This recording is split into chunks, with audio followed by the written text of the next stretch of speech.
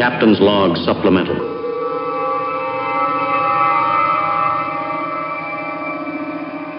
Hey Jeremy, you know those race cars you're busy building? Yeah, I do. I You, got one you that I'm looking at every day. you know what I don't see you working on? You don't see me working on the amazing Sentinel system yet. That's true. It would take all of 10 minutes for you to have one. And it's very quick and easy to install. It is.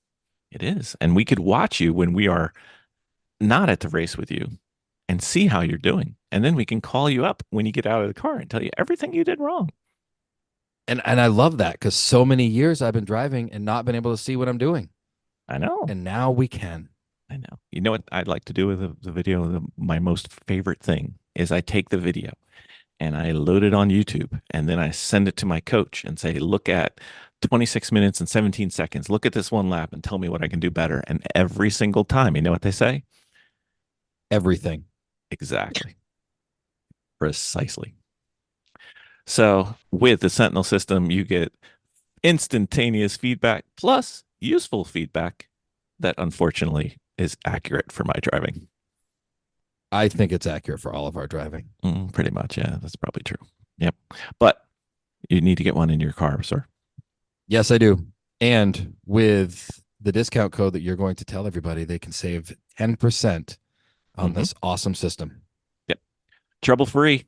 I haven't had an issue getting video every time we've gone out with the Sentinel. It's always worked. Can't say the same for some of the other systems we've tried. So I don't know. It's on the podcast notes down there. Don't do it while you're driving, though. We like to have our listeners live. It's good.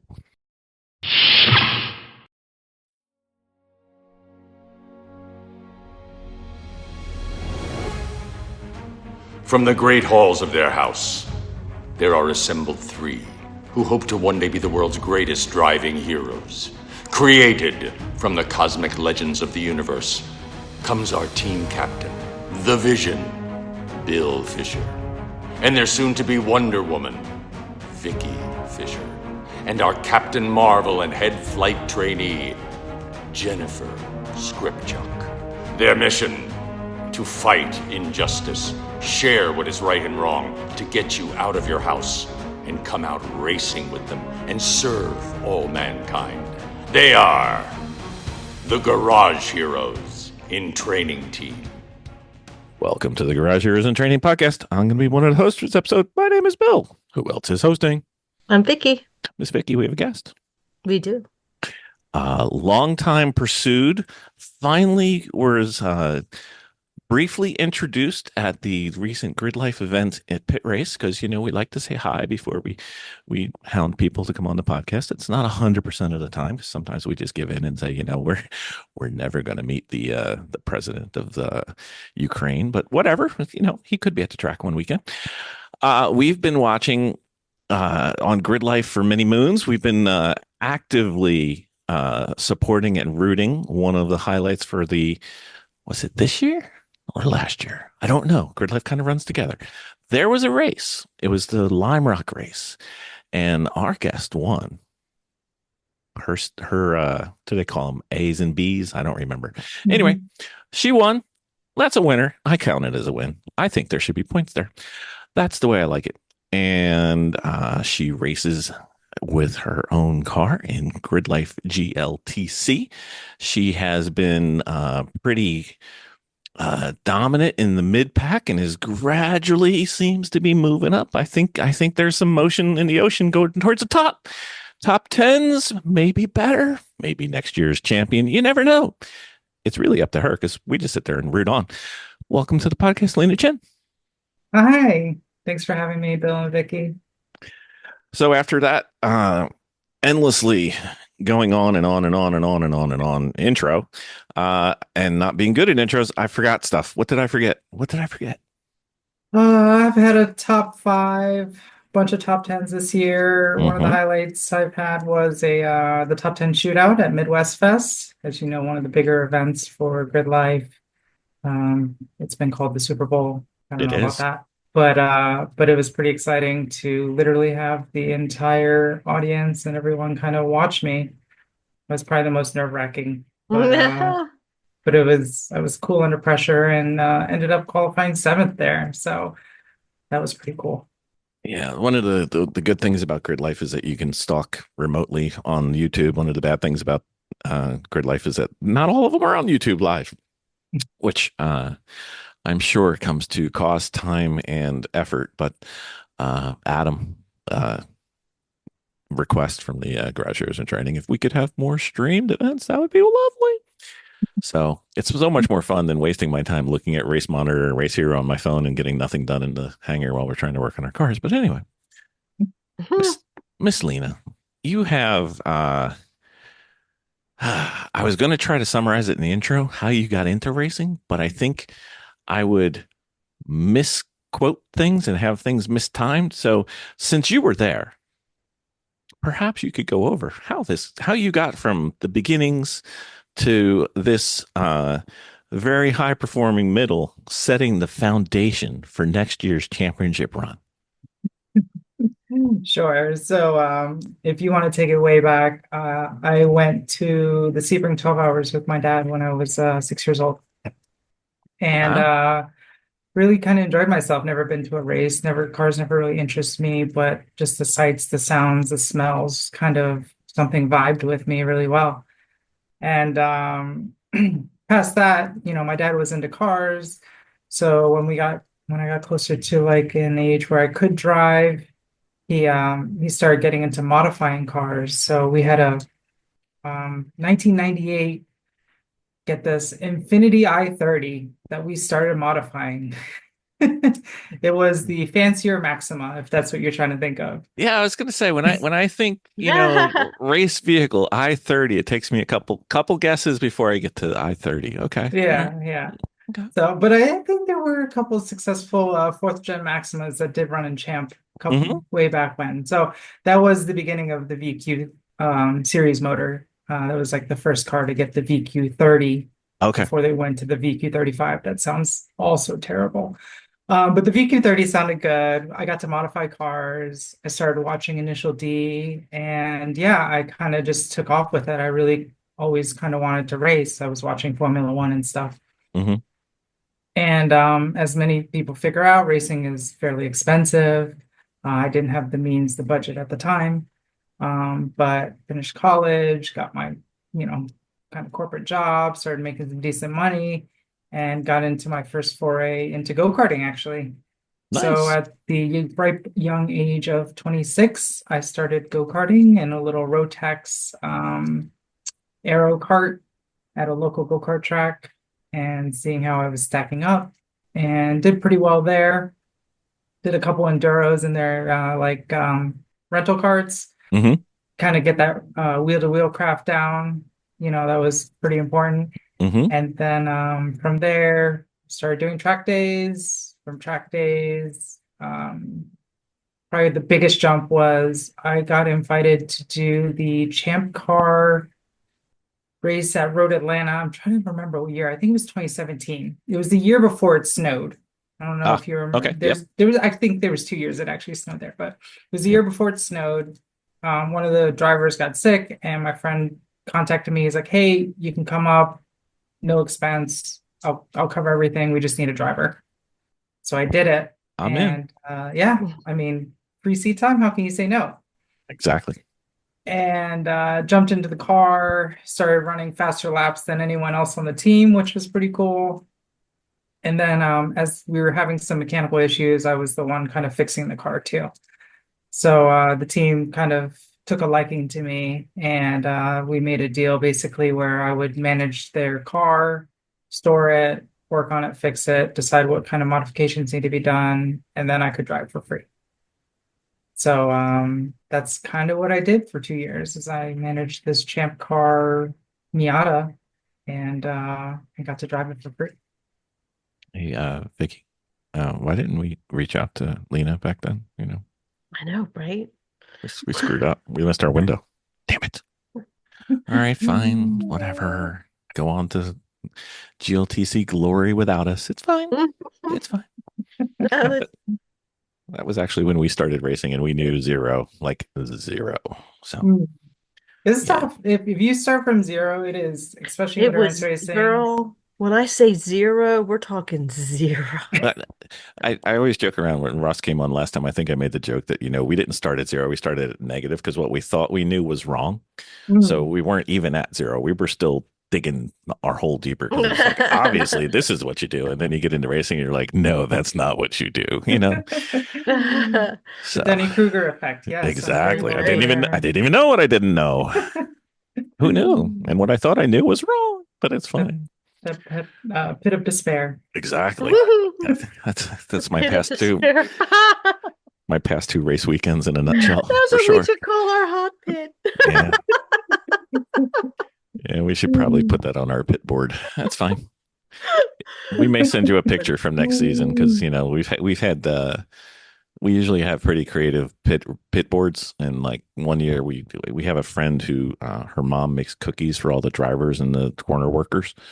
So That's it's Chrissy's mom's cookies. So we decided to decorate our car and livery as Chrissy's mom's cookies, and so people thought we were sponsored by this cookies company. And we're like, No, but it wasn't. It was, it was just we were having fun with our Mom, you friend. have a car. Right. So for oh that my season, gosh. our pit board was a big chocolate chip cookie that we would I just love that. stick Yeah. out. So Yeah. Yeah, we're trying to get like we have like a proper BMW race car that we've been fighting with for the last couple years that we're trying to get into elevated racing with. Mhm. Mhm. It's just we're still sorting out this freaking Oh my car. Holy gosh. cow, the gremlins. Always. The gremlins. So, what is your professional life outside of racing? It's always very interesting to hear what people do outside of racing. Sure, yeah. It's not super exciting. I'm a product owner at a software company. Oh, that's fun Um, though. yeah, so I help manage right now the enterprise billing system for this company, and we're doing a massive implementation. So that's been taking all my time. If I'm not at the Mhm. track, I've been working on this project. So, So, what do people say at the office when you like, I'm going racing? what's funny is I say this all the time. And I was talking to one of the other drivers about this. I'm like, you asked what they did during the weekend, and they're like, oh, I mowed my yard, or I took my kid to the park, right? And they're like, what did you do? And I have to be like, oh, I raised 60 of my best friends, partied until 2 a.m., went to a Dead Mouse concert, nothing big, like I raced cars, went 120 miles an hour, no The big double deal. take that you get just when, because it's so unexpected when you're a girl. It really is. I love it. I love That's so funny. it. they always look at like, you know, well, what did you do to fix this car? I'm like, I don't know. I think it's, I went and got parts and food, but she took care of it. I don't know. That's awesome. It's funny. It's so Yeah. much easier. So Lena, you started with your Maxima, Hmm. and then you had the Champ Miata. Hmm. How did your cars develop after that? So I still did a bunch of streetcar stuff, but as far as racing goes, after the Champ Car Miata, I had the opportunity to get a ex IMSA Honda or Firehawk Honda Prelude. Oh wow.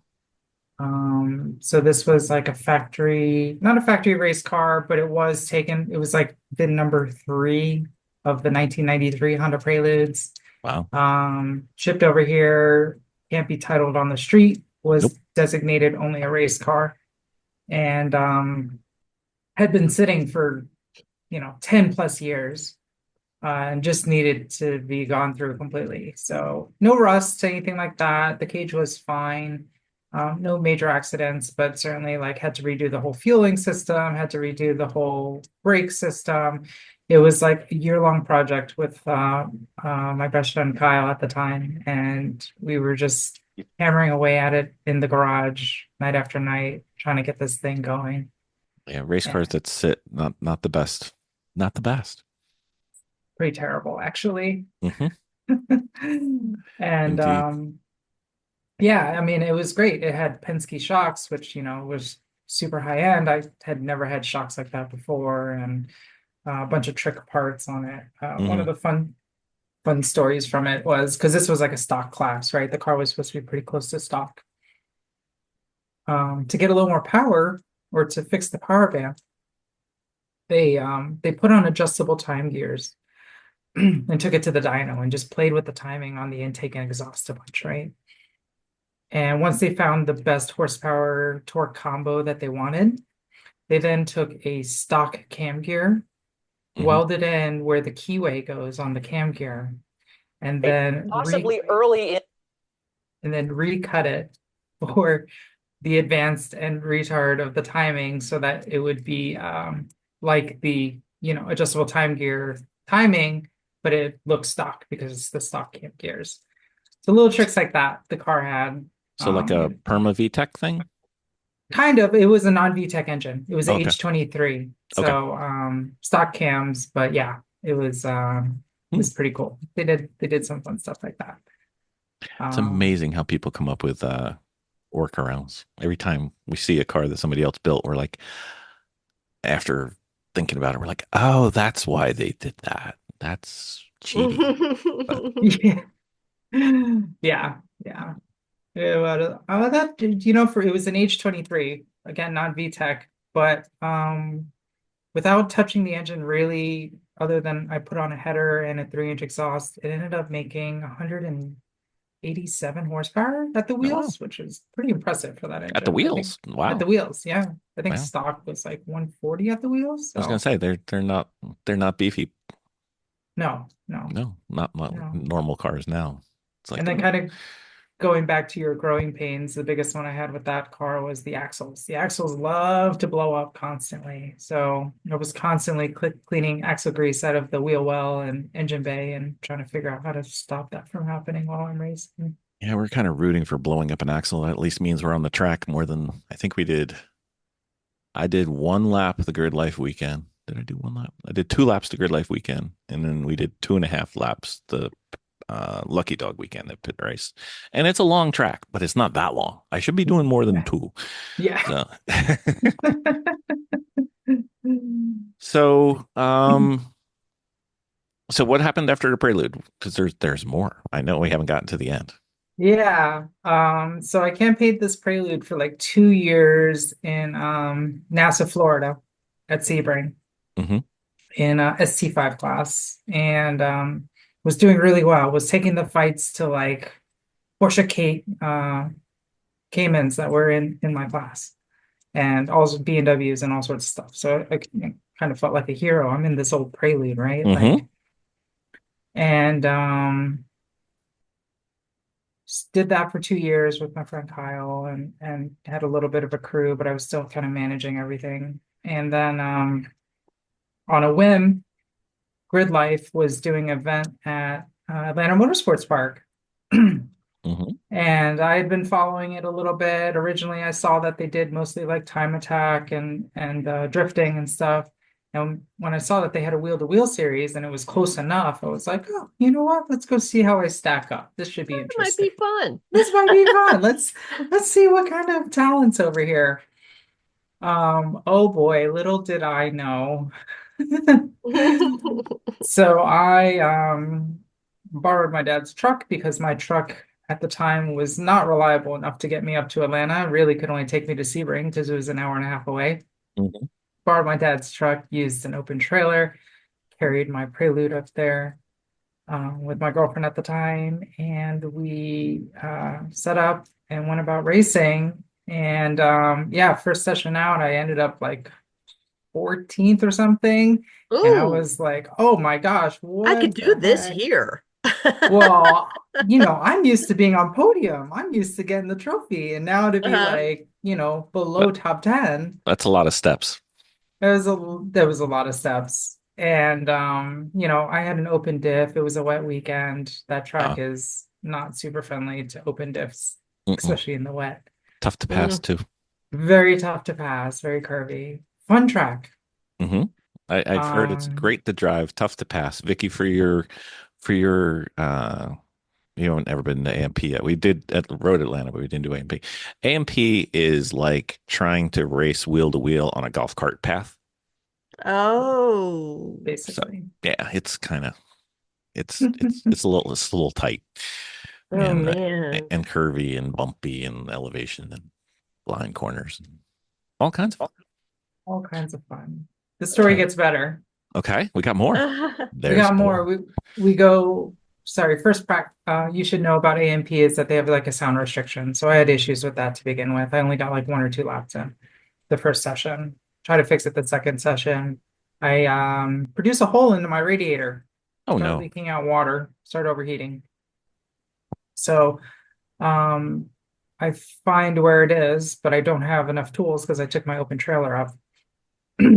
And Grant from GHiT, if you remember Grant, he ran Club TR. He was one of my paddock mates. He was close by, and he offered to introduce me to ASM. It's like, oh, ASM, what's ASM? He's like, oh, they should have the tools you need. Seems like okay, sure. You know, I can use any help right now. I want to get the car ready to do the next session. So we go walk. Anything's better than using an egg, right? Right, exactly. Well, no, I mean it was a whole hole. Oh, whole hole, not like yeah. egg might get me through the weekend. No, okay. Yeah, no. Whoopsie. Like frame rubbed through the radiator back. Oh, that's past the skills of an egg. Okay. Yeah. So we go over there, and I think Grant someone offered to get me some JV Weld, the plastic stuff, and we're like, okay, we can try that. It'll probably work. But I needed something to grind down the chassis so it wouldn't, rub anymore. So Grant takes me over there, introduces me to Andy, and Andy was kind enough to let me use the tools at the time. And so went back to my car, did the fix, seemed to work, returned the tools, and got to race the rest of the weekend, which is awesome. It was such a good time. I got to battle Kyle in the minivan. If you've seen the back when the HART, yeah. I was thinking about doing that. I'm torn between the minivan and the mini. I haven't decided. I think the mini would be good too. I think so too. No one's really running a mini. I think if you could find like a TCA mini, that might be a pretty good. Well, we've got a 2019 JCW street car. Okay. That needs to live its best life when we decide it's no longer a street car. So I was thinking about doing something with that. So we'll see. That'd be pretty awesome. That'd be pretty cool. That'd be kind of cool. Yeah. It'd be fun. I think it. So when you race, what do you tell yourself when you're on the track to psych yourself up? And what advice do you share with others who are interested? What is your philosophy or your motto or your mantra? It's very much keep a cool head, kind of get into a Zen mode. Racing is one of those few times when my head's going a million miles an hour all the time. So when I'm racing, I can really only concentrate on racing, right? Because there's enough to concentrate. There's the speed, there's people around you. You're trying to hit lines, you're trying to watch out for flags. There's so much to it. So I love that when you're racing, you can get that Zen. So I always tell people, get into that Zen space. Don't think of the other things that your life has to deal with. It's a silly line. Sometimes I think about it though. It's like in Fast and the Furious, he goes, granted this was drag racing. He goes, for those 10 seconds or less, nothing matters, not the mortgage, not the team and all their BS, da, da, da, da, da. So same thing, except we get it at 15 minutes at a time instead of 9 seconds at a time. Yeah. But it's okay. Kind of gives you that escape. So yeah, it's so your first introduction to Andy was fixing your frame rail rubbing through your radiator. Was borrowing tools so I could fix it. Yep. We were on opposite sides of the paddock, so I wasn't looking for help from others, thankfully. I just kind of had to needed some toys to play with and car to finagle. Milwaukee makes some amazing tools that basically have created air compressors to be obsolete. So, I got like basically an angle grinder that you would normally have to have an air compressor and air tools to use, and it just took care of it real quick. Yeah, I think our entire garage is battery powered. We have a couple air tools, but not many. Yeah, and it's awesome that we have that ability now.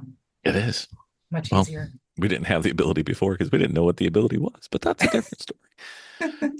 So how did the rest of AMP go? Did you get your car back in action? Got my car back in action, finished all the races. Did pretty well. I think there was like 28 racers. I was solid mid pack. I think I finished like 12th to 14th Hmm. most of the races. But had a blast. Always was battling someone, right? Hmm. Never ran away from anyone, and no one really ran away from me where I was in the field. Hmm. Um, ASM swept the front. Not a lot of the other regulars. I was hoping like Eric Catil and like, Matan or Jeremy Swenson would come out. It was too far for them, understandably.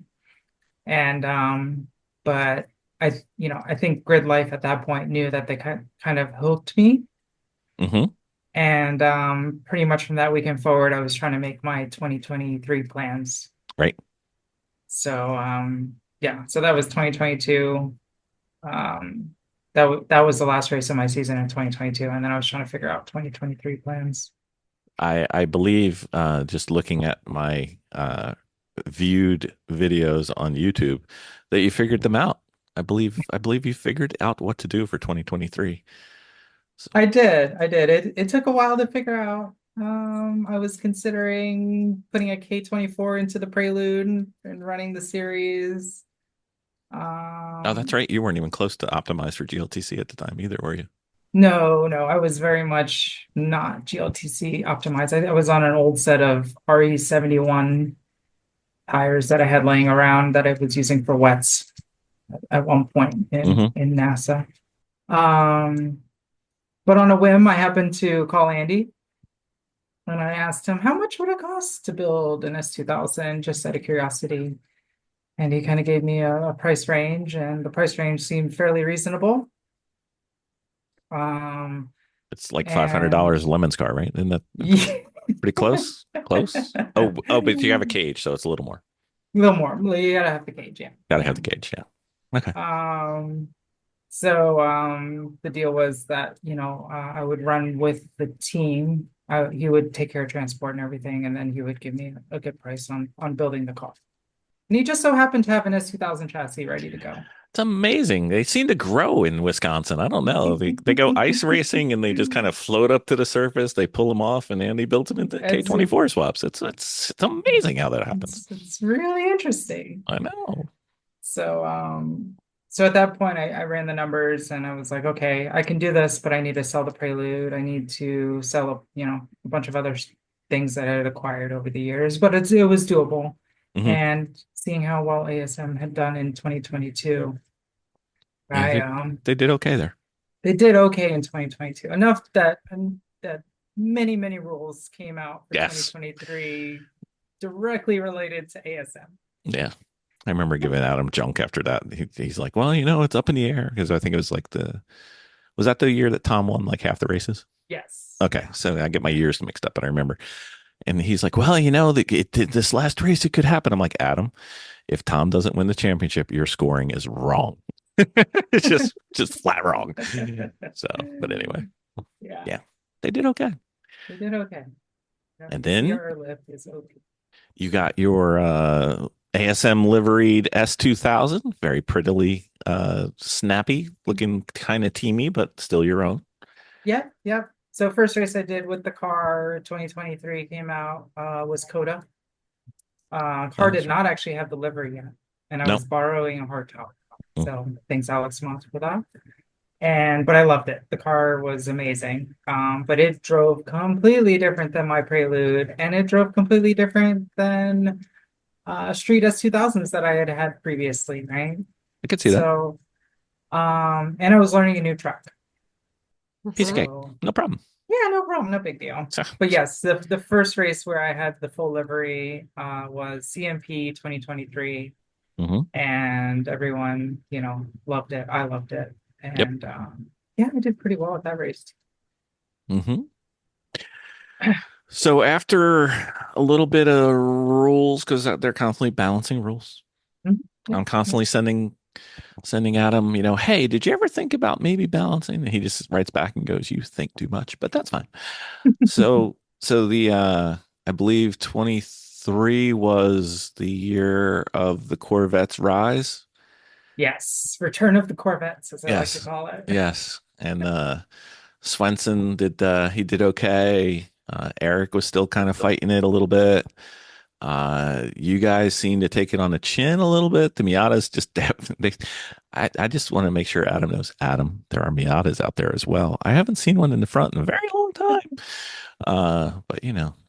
So Yeah. so how is I guess how was if you were to compare the Prelude to the S2000 Mhm. and then how was the difference in driving and how was the difference in you being able to focus as a driver with the support of ASM crew? Yeah. Much, much different. I have had plenty of rear-wheel drive cars. I wasn't foreign to that concept. But the S2000 in race trim to be fast is very edgy. Mm-hmm. It is knife edge.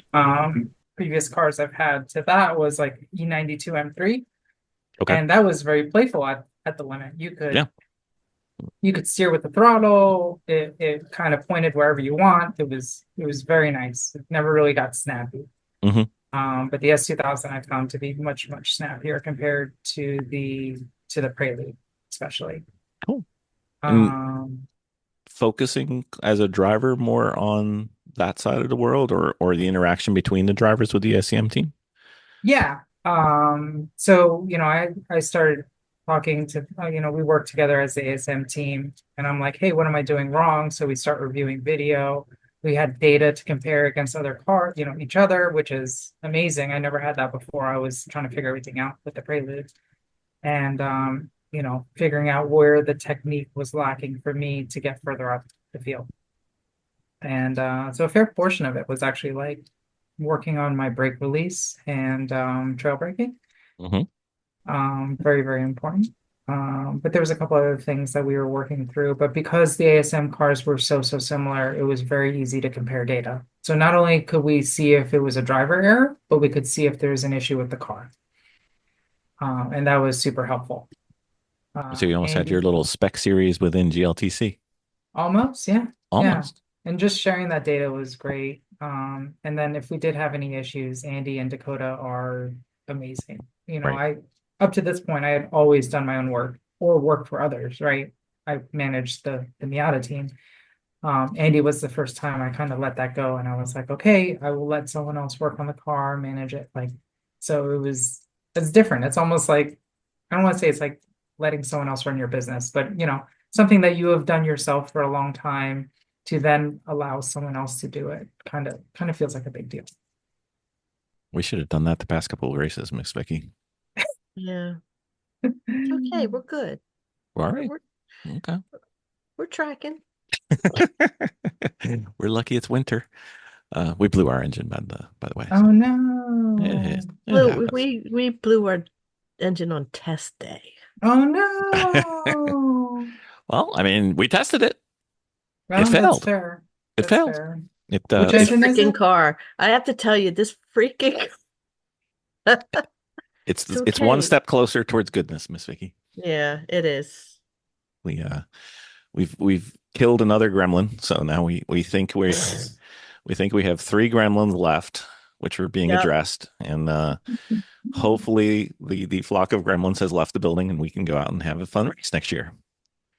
And I'm so Always the goal. confident in that we're bringing two cars with the exact same car number to the next race, just How in very case. F1 of you. Just That's very just in case. I'm bringing the Miata just in case. What, Bill? Why does that BMW look like a Honda? Oh, did I type BMW? My bad. I meant Honda Civic. They're so Yeah. close. Whoopsie.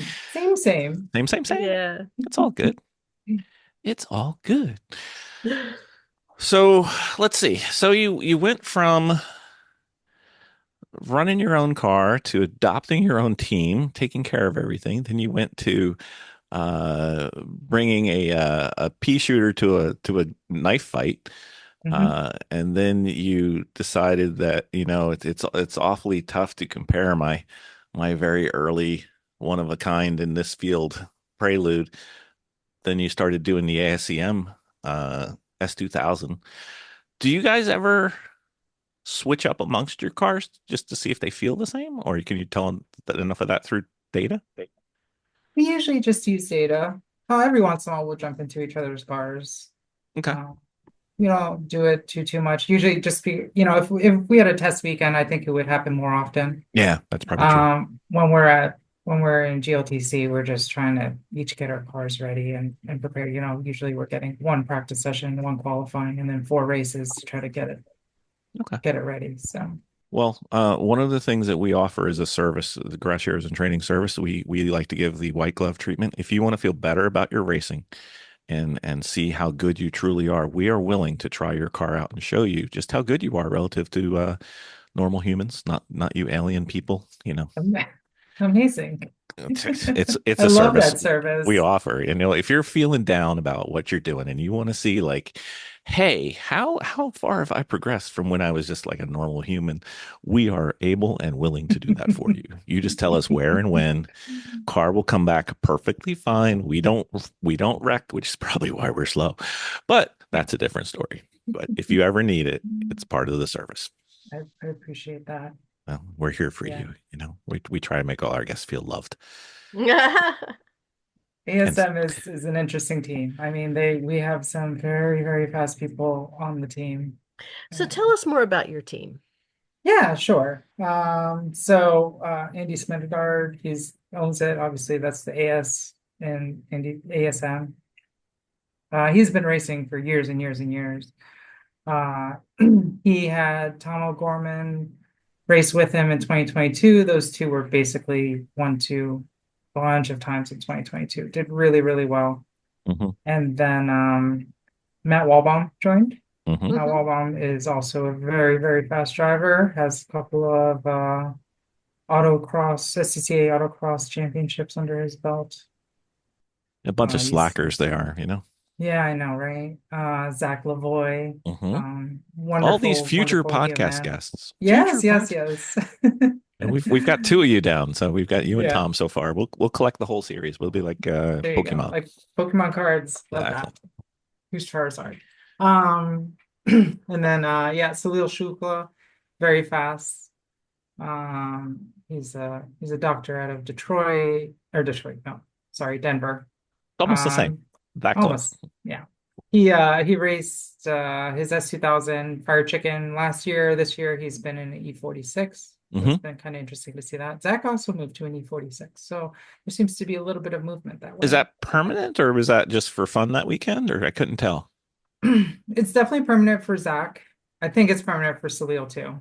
Okay. Yeah, they seem to like that chassis more, which is understandable. The S2000 is, like I said, a very difficult chassis to kind of manage at the limit.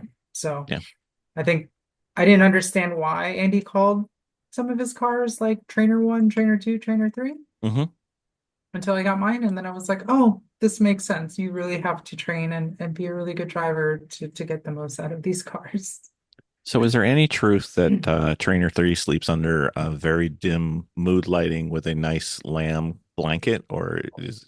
Yeah, it's basically like the Wagyu beef of ASM S2000. So it gets massaged. Yes. Okay. It gets sake.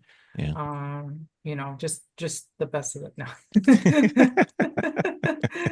It gets RE71 RSs for breakfast, lunch, and dinner. It's great. It's fantastic. Yeah, it's well pampered. I'm sure. It's got enough stickers on it. I'm sure it doesn't make weight anymore. But first place. Yeah, it's Vicky knows my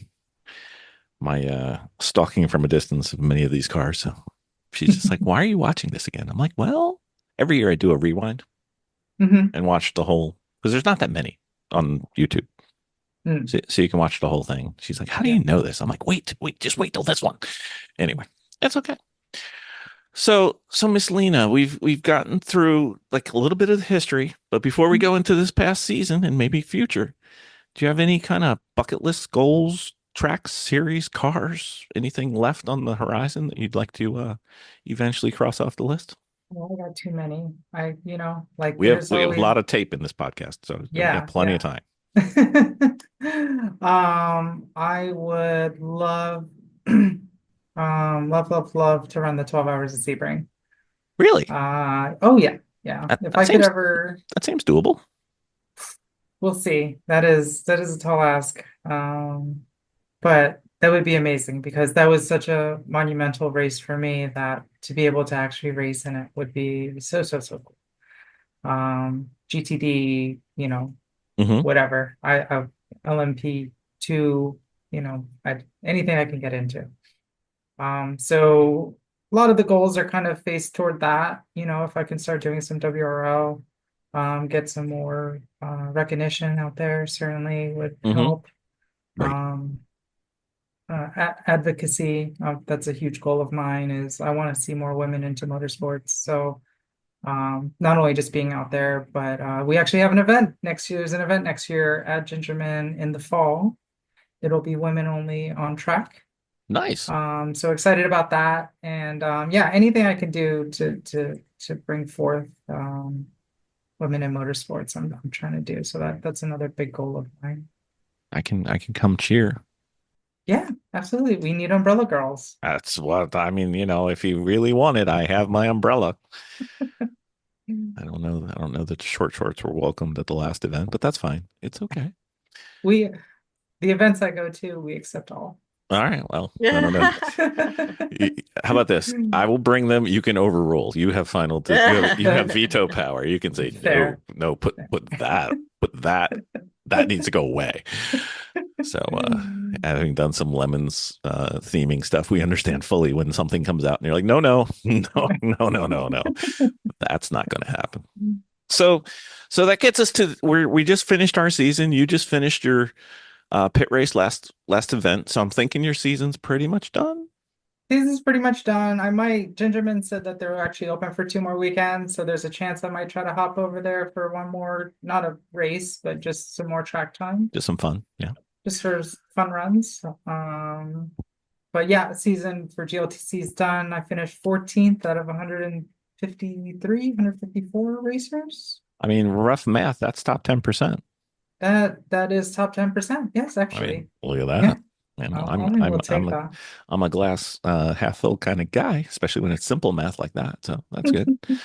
So how did this season go? We kind of did kind of the Lena historical review. How Yes, did this one go? This one seemed like it went pretty well in certain spots, and he had some bum luck on one race I can think of in my head that kind of was a bit junky. But Yeah, this year was awesome. It was definitely a Yeah. growth year for me. But I'm overall I'm very happy with the way it went. I did hit some streaks of bad luck. I got hit at 3 or 4 of the first races. That was a bit rough. mhm. But I think I showed myself pretty strong, which was great. Some of the highlights that I have is CMP Yep. finished a top 10, which was awesome. That was your first one That was the first one recently. for the season, Yeah. yes. Okay. Yep. Um, and then what else? Let's see, Lime Rock this season. Hmm. I got my 5th place finish. Yeah, I know. I got my 3rd place, but unfortunately that one got taken away, but that's okay. That was the one I was talking about. Yeah. That Yeah, one. the random number generator got me. Crap. Um, but then, I still showcased my skill. They put me in the B race for race 3. Started in first. Didn't really see anyone behind me. They Kevin Zhu was 3 seconds behind me. That they was were fun. already dealt with. You disposed of them. Yeah. And then race 4, started from the back, got up to 16, 16, 14. I just loaded it up on YouTube. So if you want to watch it, Yep. it's out there. Oh, you did? Okay, cool. We'll put a Yeah, I link. just did it We'll, today. So yep, got hard charger and fastest lap on that last mhm. race. So I can take that. That felt pretty good. Yeah, because I think you had Um a slight dyno issue and kind of a bummer. yes. Yeah, Yeah. yeah. I was like 4 horsepower over. It's never I dynoed it at the beginning of the year. I never changed anything. And I was like 2 or 3 horsepower under. Um and I maybe should have dynoed at every race, but that's another expense. And Yeah. as much as it seems like unlimited funds for racing, I am very much on a budget. Yeah. So it's a little bit tough there. But Woulda, coulda, shoulda, whatever. It's yeah, fine. yeah, no I big can't. deal. They also did a little documentary, or they did some filming for a little short film of the GridLife series, if you've seen those. Are you the pit race one? I am the Lime Rock one, actually. You are the Lime Rock one because I love those. I just finished Yes. watching the last one that popped out was Matan's. Yes, at Road America. That's right. I remember seeing So one of, I do remember seeing one. I didn't place it. It was a Grid Lives one. Okay. Because it's kind of a new series. I think there are only three so far, maybe four for the season, I think Adam said. they did three, I think it's five total. So they Five. Okay. did, yep. I'm episode number 4. Yep. And then episode number 5 is I believe James Houghton. No, look at him. Yeah. Gotta let the Canadians in, you know. Yeah, our neighbors to the north. You got to be neighborly. That car's so fast. It really is. If you watch my Lime Rock videos, you will see how much he pulls away from me on the straights and how much I catch him up in the breaks and the turns. I was trying to explain to somebody how his car looks so different than everybody else. I'm like, it's kind of like everybody else is out there on like, you know, a normal looking race car, and his looks like a funny car. It's like, you know, everything's like right to the ground, and it just, you know, it's like, are there, you know, is there room under there? But he's so fast. But he was fast in everything he's ever He driven. So is. He is a very fast driver, not taking anything away from him. nope. But he has the skills and he has the car. So Gotta hate those people. you Can't know. they share something with me? I mean, I don't have the skills or the car. So, being one of the female racers in this series and of other series, what do you find to be one of your more challenging aspects of it? For me, it's lifting tires, but No. just kidding. For you, it's lifting tires and the showers at Thompson. Go ahead. I'm sorry. Oh, It's all yeah. serious. Yeah, I think I've been in the series long enough, but I think garnering the respect in the beginning, Mhm. and feeling like you belong almost Mhm. Yeah. is the toughest part. Don't get me wrong, the paddock has been very welcoming to me. It's one of the main reasons why I came over to GridLife. I think they're accepting of many backgrounds and any genders and stuff. So but just for me personally, Mhm. feeling like I needed to garner the respect of the other drivers. That was always important to me, and Mhm. and making sure that um everyone races cleanly and we have understanding, because we're all paying to be out there. No one's getting paid. Right. So we want to be very respectful of each other, and that was probably the hardest part. Yeah. Yeah. And sometimes it's hard to make strong connections when you're first starting out in a new series. Oh, You kind of know who 100%. you know, and next thing you know, as the more time you spend into it, then you start networking with people, and all of a sudden, everybody, the whole paddock feels like your friend. So, Yes. um, what's my other question? What do you think that is your strongest talent when you're at the track? I mean, everybody has their nuances, and not everybody has their roles, but what do you think you excel at? Like outside of the car? How about inside and outside the car? Okay, sure. Um, Anytime a new driver comes, I try to always introduce myself and make sure, they feel welcomed as much as I did when I first came. Especially any of the women that have come out and raced with us. Lisa Keys has been great. She's awesome. And yeah, she's so great. So that's probably one of my strongest suits outside, and just being friendly, just going through the paddock and talking to people. Even, if an incident happened, which there were enough this year, I really don't get upset at the people unless it seems like it was egregious. And even then I don't get really upset. I get disappointed. I'm like a disappointed mom, Mm-hmm. Well, it's not like the person came and said, you know what, this weekend I can't wait. I get to go to the track. I get to take my car out. I get to punt, car 1659 into the left field. I get disqualified. This is my plan for the weekend. I haven't met that driver yet. I haven't either, thankfully. Yes. I hope I If never do. if we did another service like Garage Heroes and Training offers to you, Lena, we take care of your light work for you. You just let us know what you need. We'll take care of it. It'll be fine. Excellent. Anything. Excellent.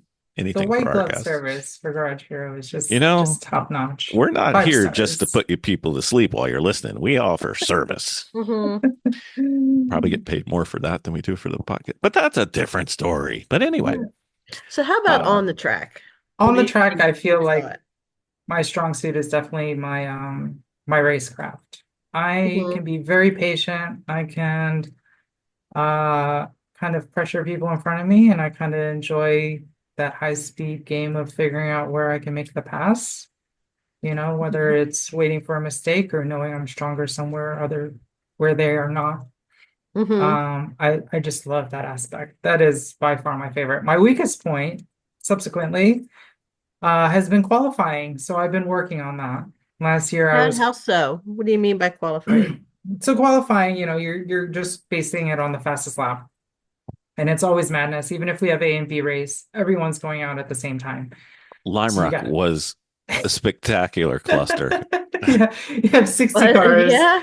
on Also, a 60 cars on a 1.5 mile 1.5 mile track. track. It was oh ridiculous. yeah. It was like bees that were pissed off and shaken up in a bottle and said, "Okay, you go figure it out." I was just sitting there Yeah. going, "Oh my You're just trying to find a semblance of some clear track to put down a decent lap. And maybe I need to do more HPDs because sometimes I feel like HPDs are the same way. If you're trying to get one good lap, God." it's tough to find that gap. So yeah, I'm okay at qualifying. I'm not great. I've certainly improved. I would say last year I was qualifying like 17th to 25th-ish. This last year I was more like I would say 15th to 10th. So Yeah. been doing better with that. Of course, this year most of the tracks I've been to now, whereas last year every track except for CMP was new to me. So having a little bit of seat time at each track definitely helps. Yeah. So kind of going back to your question though, yeah, racecraft is definitely what I feel like I'm strongest at and what I enjoy the most in the car. Awesome. So, about how many races do you do a year, roughly? I've been averaging 7. Okay, Yeah, that's a bit that's a busy schedule. it is a very busy summer. Summers in Chicago are amazing. And, this year, like half the time I was traveling to these races, I didn't get to enjoy the Mm-hmm. city. Yeah. Because people don't really take into account that yes, you hit 7 races, but then there's prep. The prep to get to the to track is equally as daunting. That can just fill up all your free time. And Yep. post race hangover. Mm-hmm. Oh, post-race hangover is real. It is It is very real. strong. It is. Um, Even your home race that's local Chicago is not exactly the a nice spring day usually. no, yeah. It was a hot summer day for that one. It seems to be. I swear that could be one of the hottest places in the world. But So, what is your favorite track so far? Lime Rock. I don't think that should be a surprise to anyone. really, I've okay. done fairly well there the last 2 years. I It think is a nice track. it's a lovely track. Our cars are very well suited to it. I think your microphone popped out. Uh-oh. Mm-mm. Nope. Oh. Oh my goodness. Hold on. Oh no. That's definitely not it. You're No, muted. now she muted. Check. There you go. Better. Okay. Sorry. Okay. It got tired of my questions.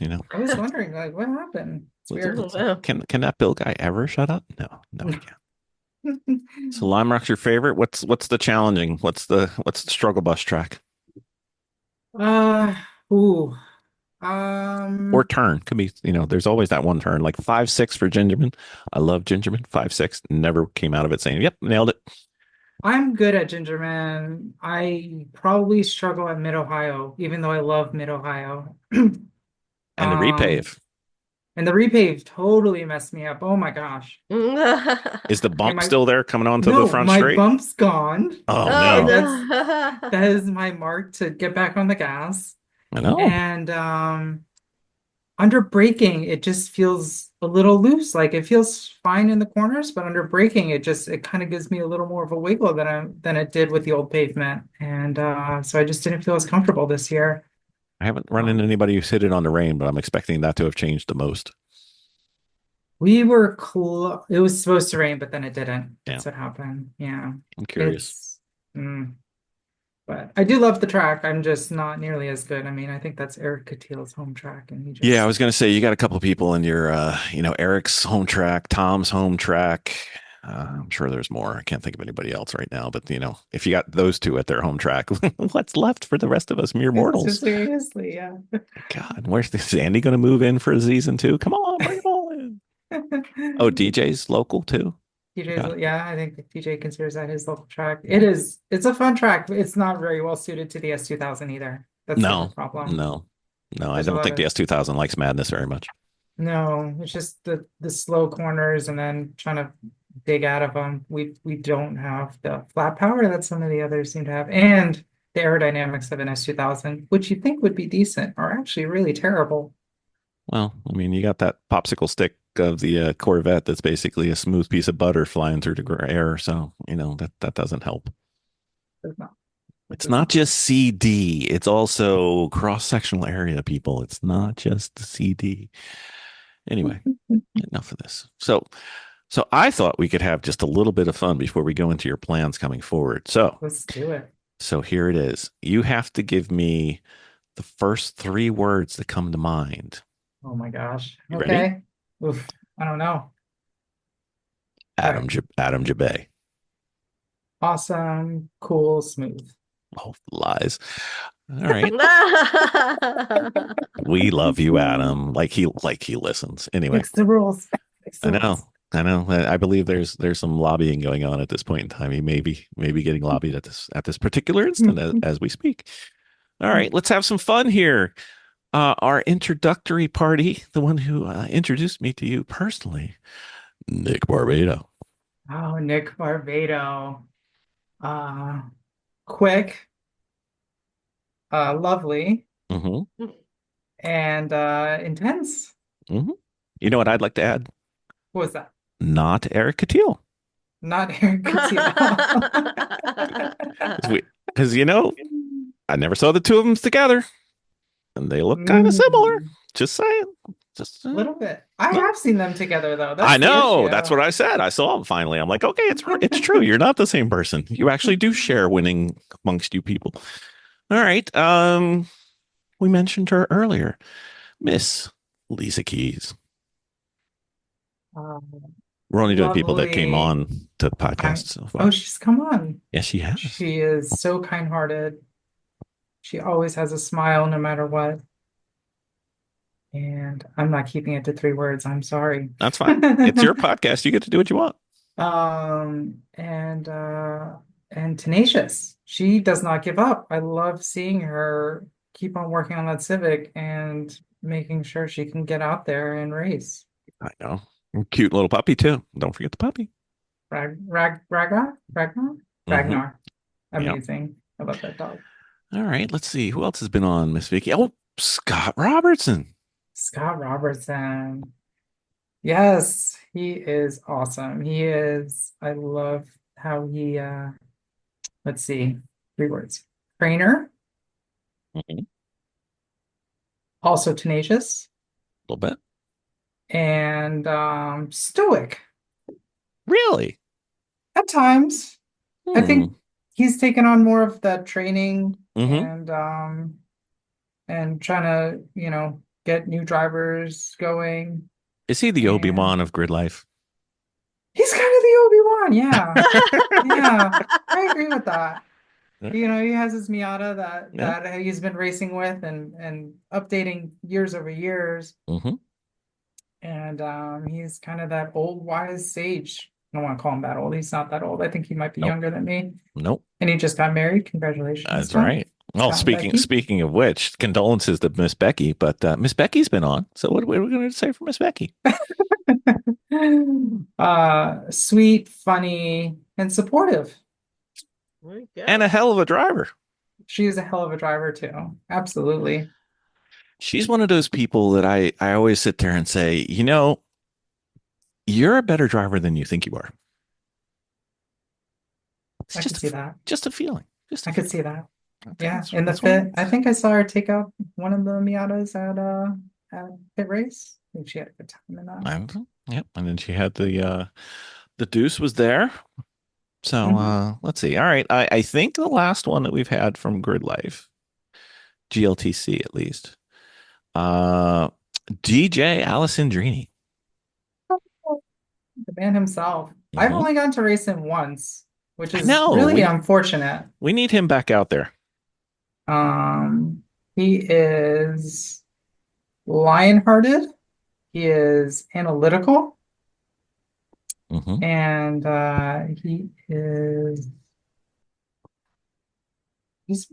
can be pretty funny. Can be. I Are think you I sure? think we similar humor. Are you sure he's lion-hearted and not lizard-hearted?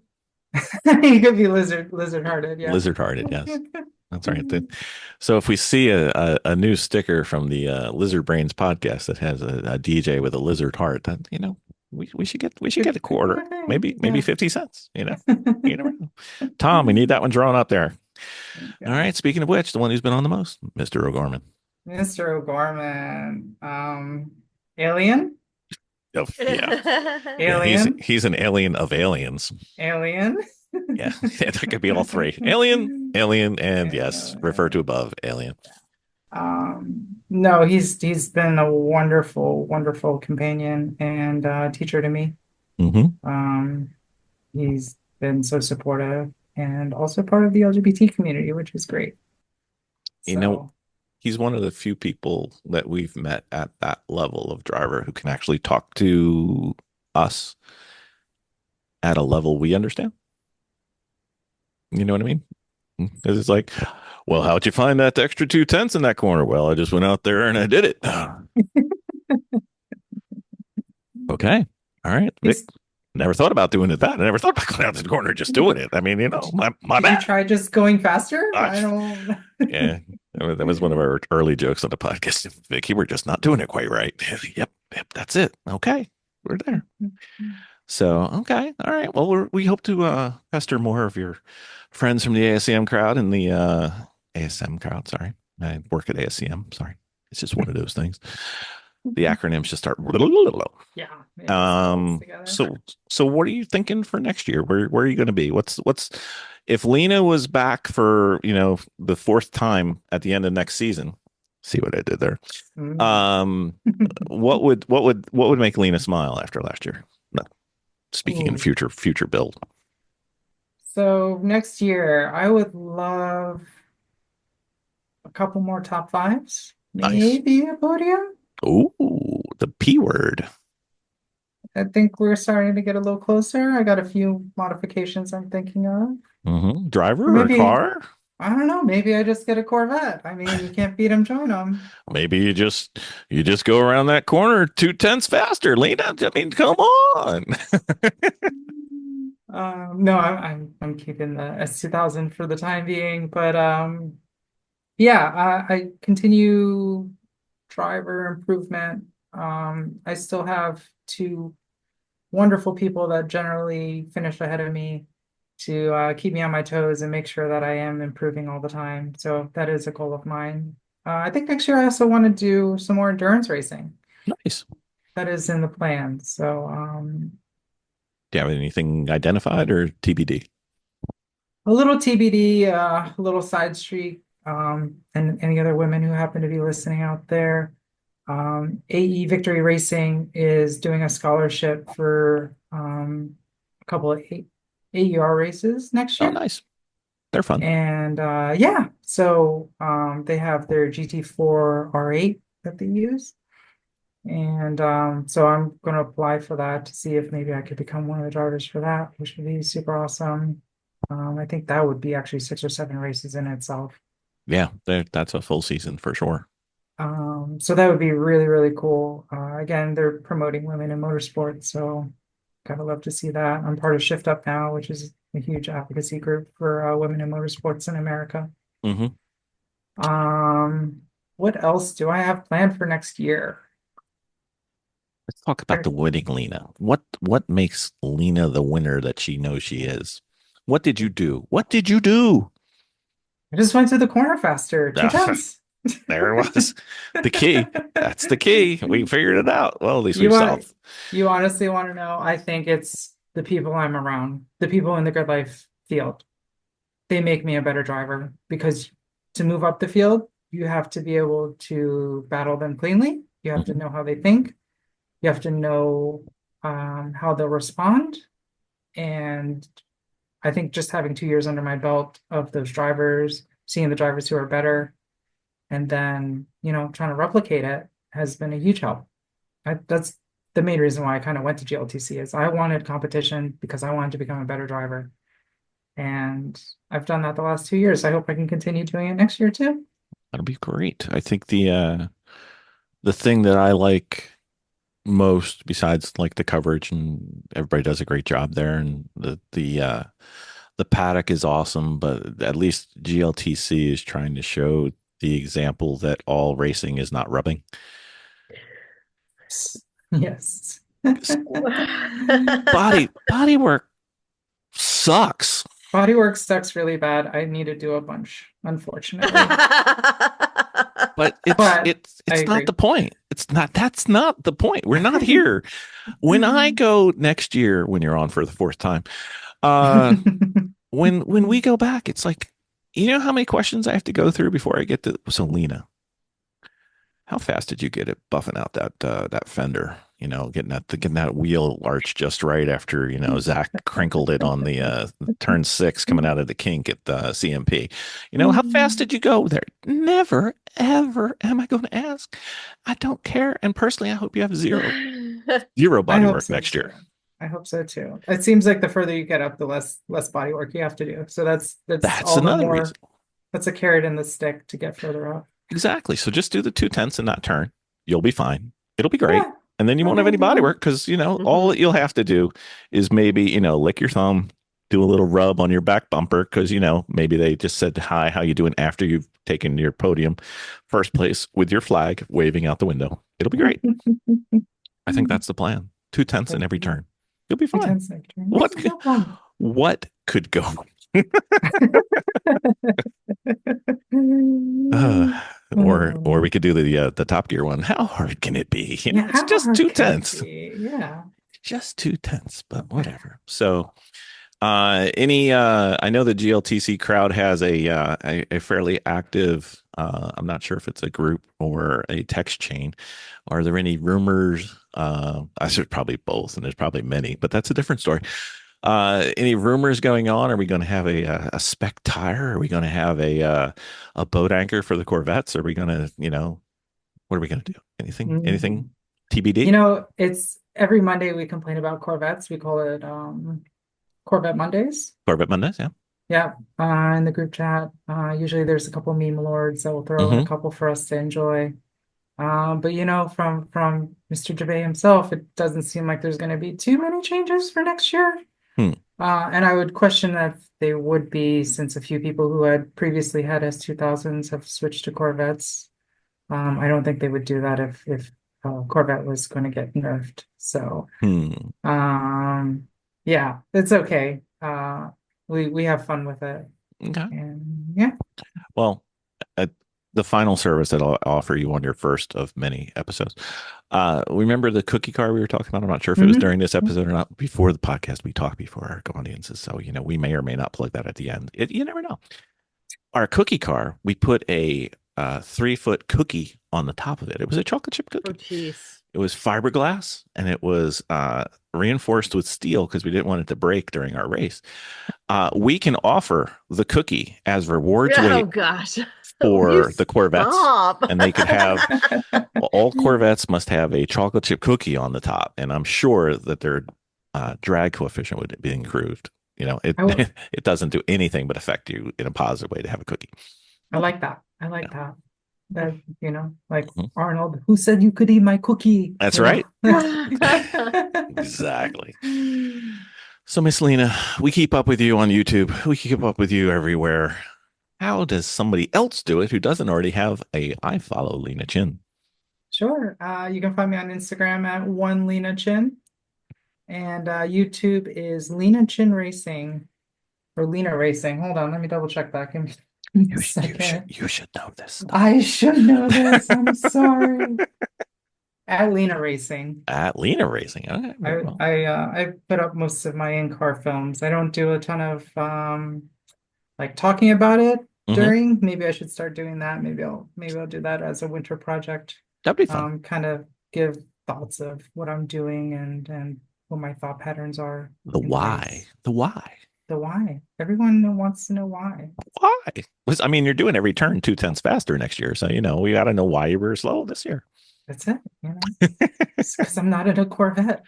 That could be it. That definitely doesn't help this year. That was okay.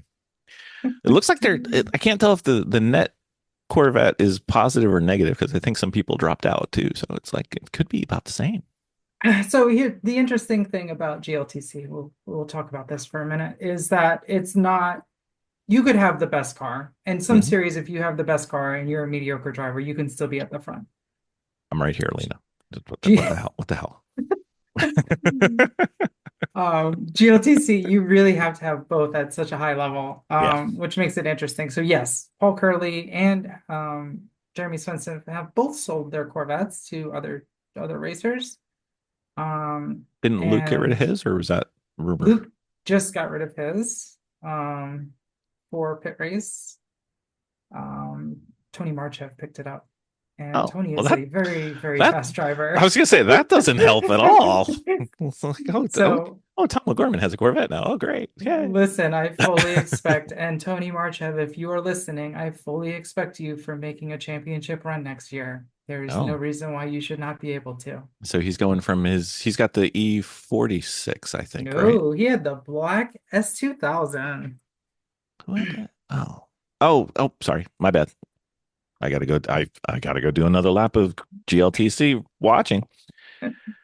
Yeah, Adam. By the way, your playlist for GLTC is wrong. I have to go do it myself. It's fine. It's fine. Race to Lime Rock. You can see Tony Marchev giving me hassle while I'm trying to chase down James Houghton. Well, that's easy. I mean, just get out of my way. I've got to go play with James now. What the hell? Yeah. But sorry, back to my point. The two Corvettes that were championship winning have fallen back in the field. So that does go to prove Adam's point that you do need both to do well.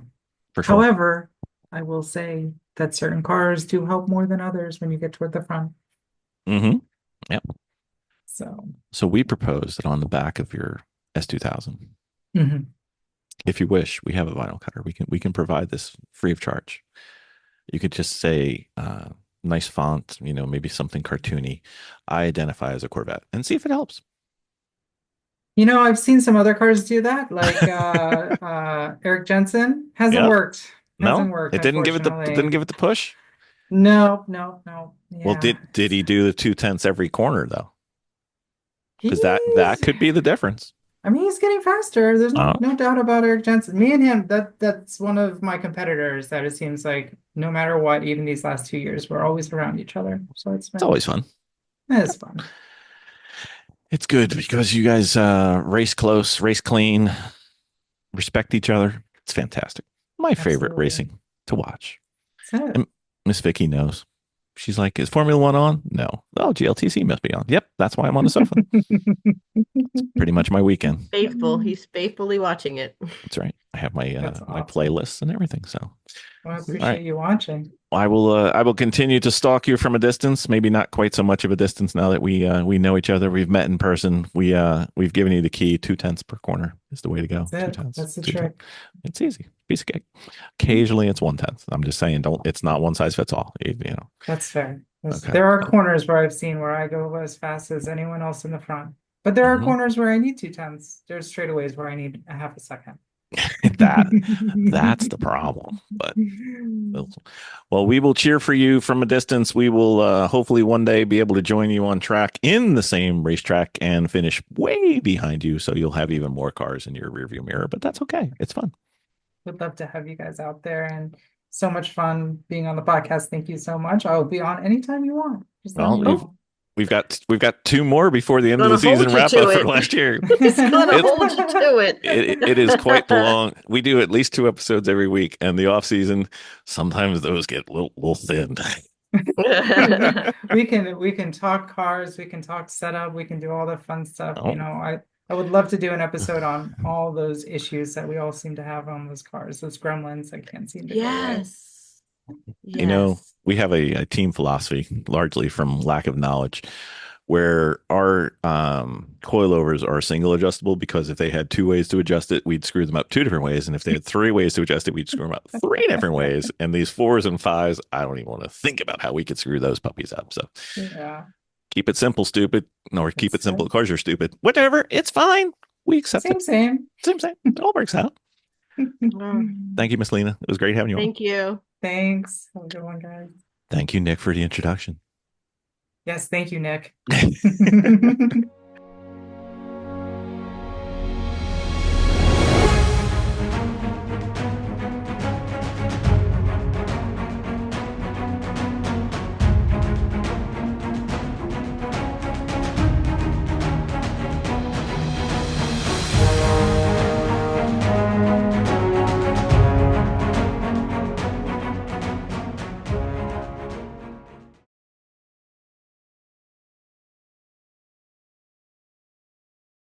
Miss Lena is bonus content. Cannot let you go without having you to answer question number 46. Miss Lena, you have the ability, you have the blessing, you have the budget, you have everything you need. What is your ideal racing series in detail? Cars, tracks, restrictions. You are Adam Jabay squared. You get to make your own. What would be the one that you want? I would want to basically relive the late 90s endurance racing in America. So I would want a Ferrari 333 SP Okay. racing at Road America, Road Atlanta, Sebring, Daytona, and we'll throw in Laguna Seca for fun. Oh, I mean, we'll just slum it. Why not? You got to go to Monterey for some reason besides the fish taco. And race against the Ferraris, the Porsches, all what Lola I think was racing at that time. I think that would just be up. Those were the best sounding cars.